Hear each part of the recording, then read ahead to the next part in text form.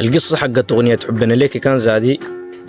القصة في قرية إذاعة من إحدى قرى الشايقية. نشأت علاقة حب عفيفة بين فتى وشاب في المرحلة الثانوية، وتواعدوا إنهم يكونوا لبعض. والمهم الود ده سافر، انقطعت أخباره زمن طويل. وهنا بدي تشيل وترفض في العرسان عشان منتظر حبيبة ده.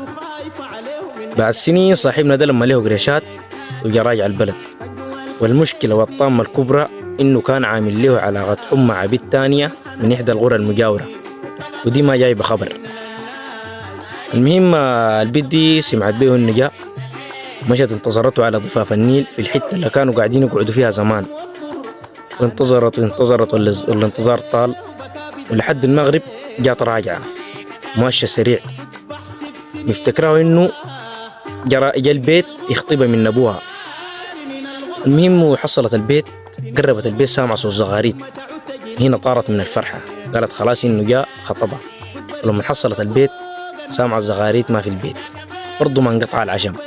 قالت يمكن صارح أهله إنه جاي يخطبني وأهله زغرته.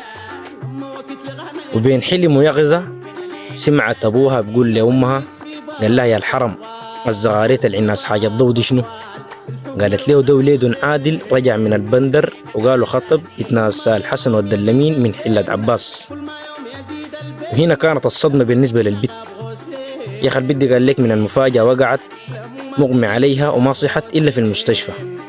هنا حبيبنا ده ولا هماه وعرس، والمسكينة دي زبلت زهور عمرها وحبها الضاع، ما جايب لها أي خبر. عشان كده نصيحتي لكم يا أولادنا، ما دايرة من البداية صارحة، ما عشان هي تكون قافلة عليك بنت في النهاية تجي تتزوج غيرها. وصلت